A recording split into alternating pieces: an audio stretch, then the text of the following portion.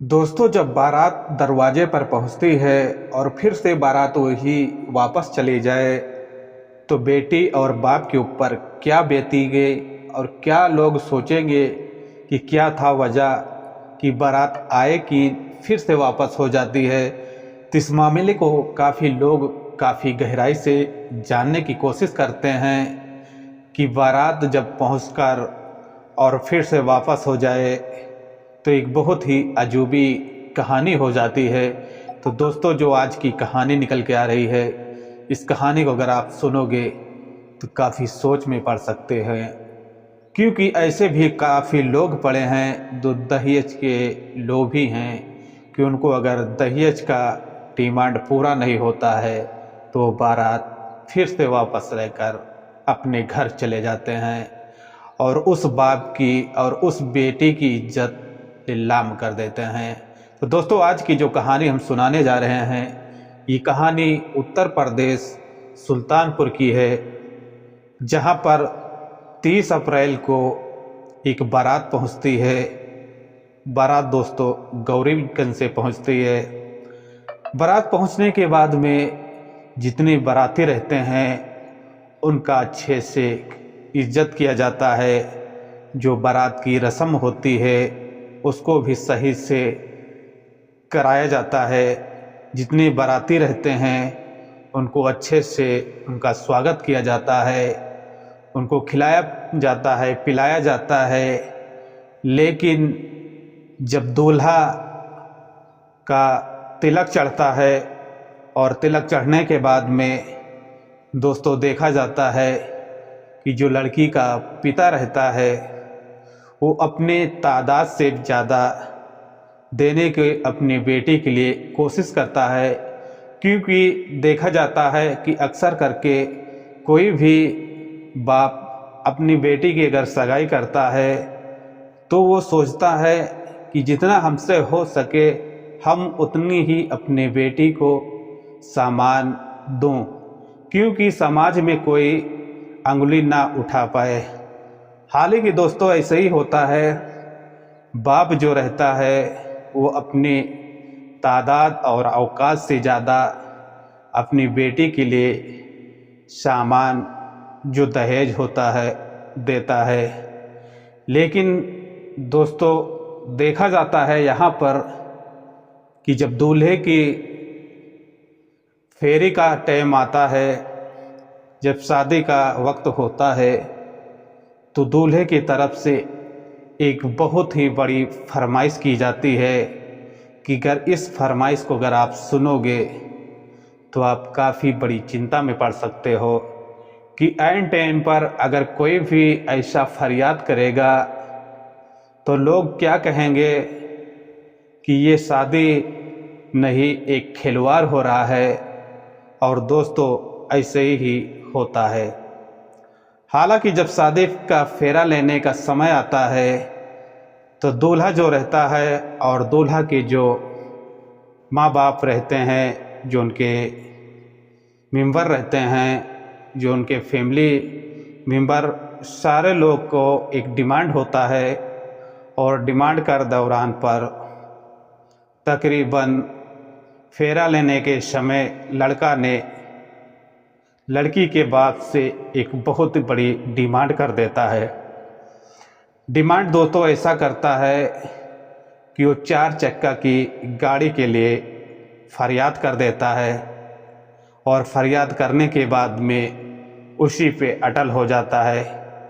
इस बात को जब लड़की का पिता जानता है और उसके काने में जब आवाज़ जाती है तो काफ़ी भौचक हो जाता है, सोचने पर मजबूर हो जाता है कि मैंने इतना किया, लड़की के अपने शादी में इतने खर्चे भी कर दिया, इतने दहेज भी किया, लेकिन सब देखा जाता है यहाँ पर कि सब मिट्टी में मिल जाएगा। हालांकि जिस टाइम पर लड़का डिमांड करता है, कार की फरियाद करता है, तो लड़की के पिता जो रहता है वो कुछ लड़के के पिता से बात करता है और बात करने के दौरान पर उसको कुछ मनाता है कि अगर ऐसी डिमांड करोगे, अगर वो कार हम नहीं दे पाएंगे तो काफ़ी बेइज्जती होगी। जो मैंने सपना सजाया हूँ, जो इतना पैसे खर्चे किया हूँ, सब बर्बाद हो जाएगा। और इस बात को लेकर समाज में क्या इज्जत रहेगी। लेकिन देखा जाता है दोस्तों यहाँ पर कि जो लड़के के पिता रहते हैं वो बताते हैं कि इसमें हमारी कोई गलती नहीं है। अब जब लड़का जो दूल्हा रहता है उसी का फरियाद है, उसी का डिमांड है, तो आप इस डिमांड को पूरा कर दीजिए और लड़की की शादी का फेरा लग जाएगा। ऐसे में वो लड़की का जो पिता रहता है मजबूर हो जाता है और मजबूर होने की वजह से सुबह का समय तकरीबन 5 बज रहा था, उस टाइम पर इस बात की डिमांड होती है। लेकिन जो लड़की का पिता रहता है मजबूर हो जाता है और मजबूर होने के बाद में कहा जाता है दोस्तों कि मंडप से दूल्हा उठकर और कहा जाता है कि बारात जो है वापस चली जाती है। बारात वापस जाने के बाद में एरिया में एक माहौल ख़राब हो जाता है, गांव में एक अफरा तफरी का माहौल बन जाता है कि क्या वजह हुई कि दूल्हा मंडप से ही फरार हो जाता है, वापस हो जाता है। इस बात को लेकर काफ़ी लोग सोचने लगते हैं और सोचने के बाद में जब इस बात की जानकारी मिलती है कि दूल्हा जो है वो 4 व्हीलर की डिमांड कर रहा है। हालांकि कुछ लोग वहां पर पहुंचते हैं और लड़की के पिता से बात करते हैं कि आपसे पहले शादी होने से पहले लड़के की कोई डिमांड था।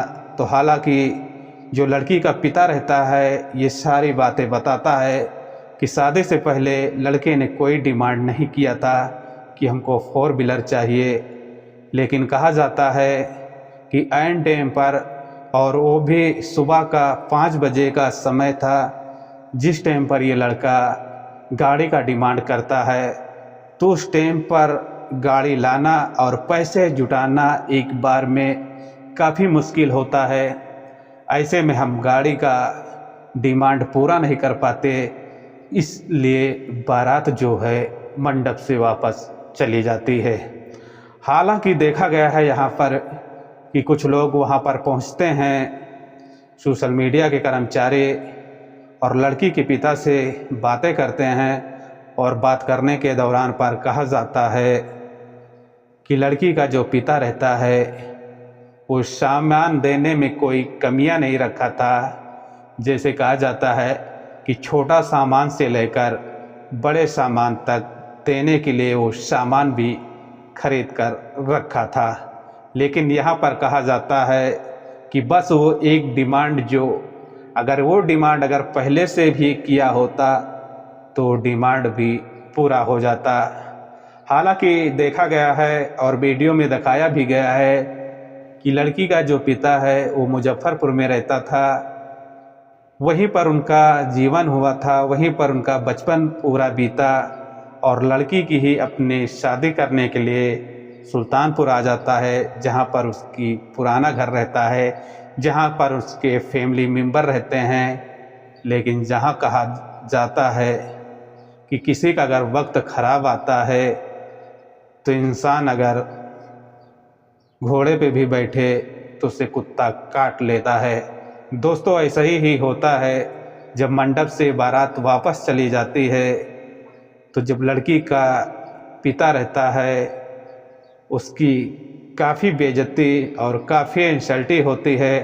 और इंसल्टी के दौरान पर कहा गया है कि इस मामले को लेकर जो करीबी पुलिस चौकी रहती है वहाँ पर शिकायत भी दर्ज कराई गई है कि दहेज के लोभी लोग आते हैं और हमें बर्बाद करके फिर चले जाते हैं।